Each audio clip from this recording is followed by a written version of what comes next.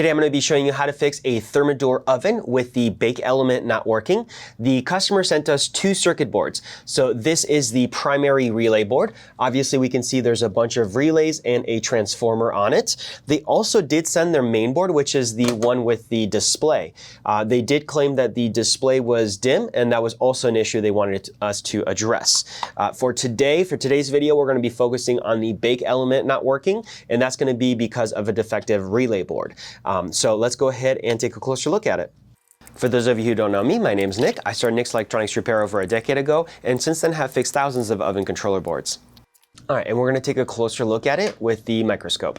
The first thing I want to note is right over here and right over here. So we clearly have some sort of work that has been done here. If we flip the board over, we'll notice it is for this resistor right here. So at some point, somebody replaced that resistor. We were not given any information about it, so I don't know if a technician did this before the board was sent out, but this was not us. But that's not going to be a part of the problem. The work is done fine. There's no issues there, so we'll be okay. This is not a concerning part of it. So I just wanted to point that out, but what we're going to be doing here is looking at our relays and the markings. And what we're doing here is we're just looking for the bake elements. So we have our neutral, broil, that's our hot broil element, other hot AC coming in. We have, oh, there we go, bake, CV bake, L2. So bake element is right here. So that means that this relay and this relay right here, those two guys are going to be our bake relays. Let's take a look, and sure enough, look at that. So a good joint should look like this. We can see our solder on the pad is connecting in a nice cone shape to the pin. This one is clearly burnt, it's damaged. If we look at this one, we can see also a ring starting to form. That indicates a crack. Let's zoom in a little bit more so we can take a closer look. Again, this is a good joint, but actually now that so actually, let's go to let's find a really good joint. Let's see. So none of these joints are actually looking quite good. They all have some sort of stress to them. Yeah, so whenever we look at joints, we look for this type of very small inconsistency, ripples, just small lines like that. That indicates the beginning of a crack. That's a lot of stress to the joint. Same here. Whenever we have a very nice smooth shine, like right here, that is a good joint. That means that right here we don't have any stress, it's good. But whenever we start seeing lines to appear like this, that indicates stress to the joints. So if we go back to our relay joints right here, we can definitely see a ring starting to form. It's less present here, but still present, and obviously very present. So obviously this is a complete gap. We have just a gap in the pin, between the pin of the relay and the actual board, the actual joint. So we obviously have no connection going through. We can also see a little bit of burn damage. That's most likely from arcing. And this is one of the other joints for that same relay. Same thing, a lot of stress. So if we don't address some of these joints and we only were to fix this, then most likely other parts of the controller board would fail, of the relay board. But it's very clear this is obviously our culprit, so we'll go ahead and clean that up. I just want to do another check. Let's see, over here, these are going to be the pins for some of our connectors. The reason I want to look at these is because they are also prone to stress fractures, and they're actually not looking super bad. We are going to want to touch them up anyway, so we'll reflow these, but they're in decent condition actually right now. So if you've ever seen any of my other repair videos, you'll know I typically like to add fresh solder first.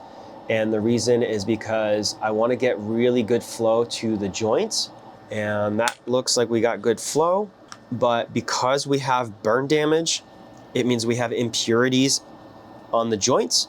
And that means that we don't have the best bond possible. So even though the joint looked pretty good, I know that we don't have the best joint, the best bond between the solder on the joint and the pin, which is why we are now removing it all. But adding that solder first really allowed us to get good flow. Without it, it would have been very difficult for me to get that flow because of the impurities. So now we're gonna use some isopropyl alcohol and a brush to clean the area. The desolder wick and the solder that we use do have flux embedded in it. So we also want to remove some of that out of the way because it's burnt flux now.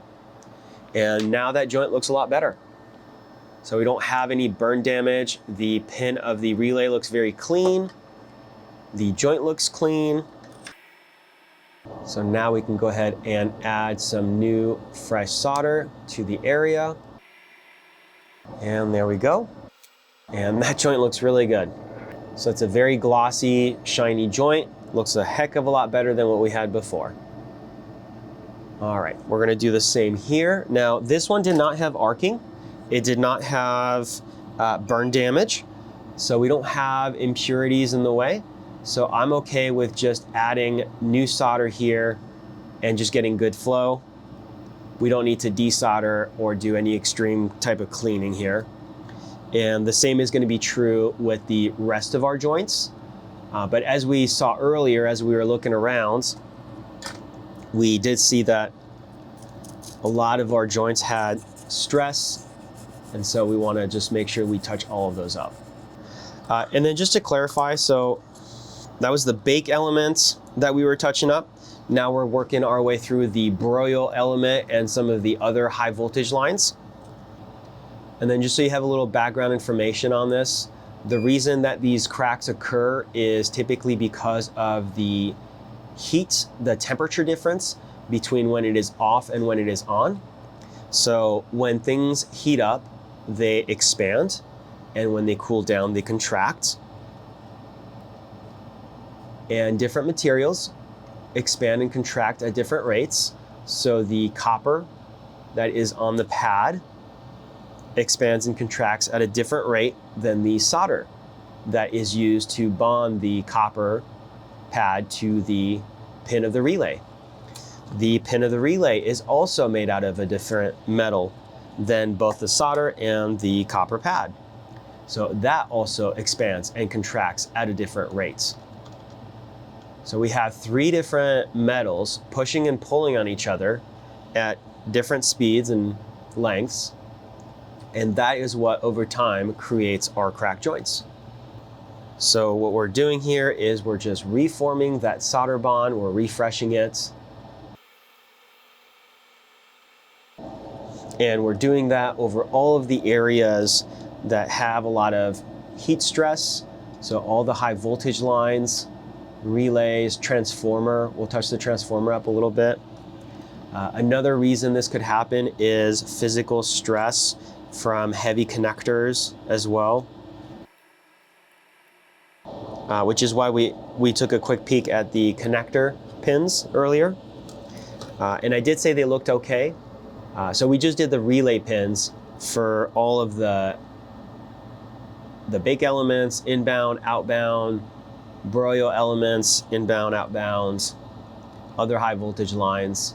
Right now, instead of doing the actual relay pins, we're doing the connectors for those wires that bring that power to and from the relays. And as you can see, if I scooch over, they do share the same pad as the relays. So I guess that's another clue. If you have a defective controller board that you would like to send in for us to fix, we do offer the flat rate services. Those are available on our website, which I will link in the video description down below. And look how shiny these joints are. We can see the reflection of my microscope screen over here. All right, we're almost there, just a few more.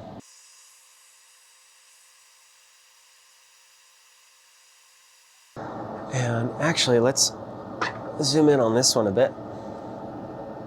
This is our second to last one. This one we can actually really start seeing that stress fracture right here, right around the very edge. And same with right here. We can see a crack occurring right here. We can actually start seeing that separation right there. So it's not on this side, which means that we don't have a cracked joint yet, but it's starting to affect at least half of the joint. So we're halfway there to a full failure. And I say halfway there, that's not entirely true, because when half of the joint is fractured, then all of the power goes through the only remaining half. So that remaining half is twice as stressed as it should be. So the more it starts being stressed, the larger the crack starts to become, the more pressure and heat goes through the rest. So it kind of is a acceleration of failure that occurs. So we're not very far out from that joint fully failing.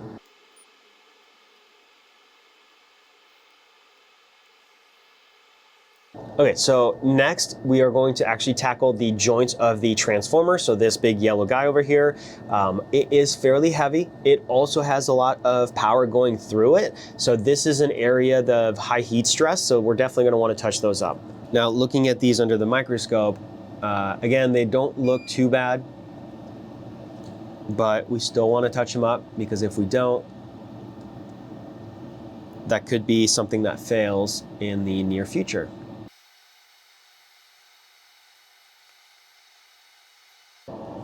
Now, all of our repairs do come with a baseline 1-year warranty. We do have options for extended warranties, but that's part of the reason that we always are comfortable with just giving a 1-year warranty out at no additional cost, is because we know we're doing the job right. We know that we are not just tackling the immediate issue. We always will look at the entire board to refurbish the entire board, so that when you get it back, you have high confidence that another part of the controller board that didn't maybe fail yet isn't just on the verge of failing in the next 6 months. And so here we're just touching up a bunch of our little connectors that are on the perimeter. So some of these are going to be our fan connectors.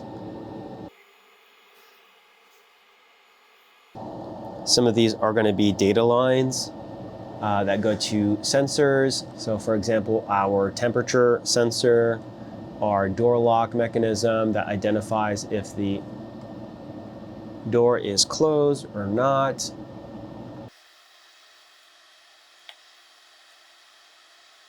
And again, these didn't fail, but we have seen them fail in the past, and that's why we're just reflowing it all. So to recap, we started with the reflow of this relay over here, which was our initial fault. We did go around and we reflowed all of the relays. We also went ahead and reflowed all of our spay pins on the perimeter for the high voltage lines. We then went ahead and reflowed our transformer, and then we did all of the little connector pins over here on the perimeter. Okay, that is what I wanted to focus on for today's video, was the repair of the bake element malfunction. So if you ever have a broil element or bake element malfunction, this is going to be your issue, and what we did today would tackle both of those failures. If you found the video helpful or useful, make sure to leave us a like, subscribe for more content, and thank you for watching.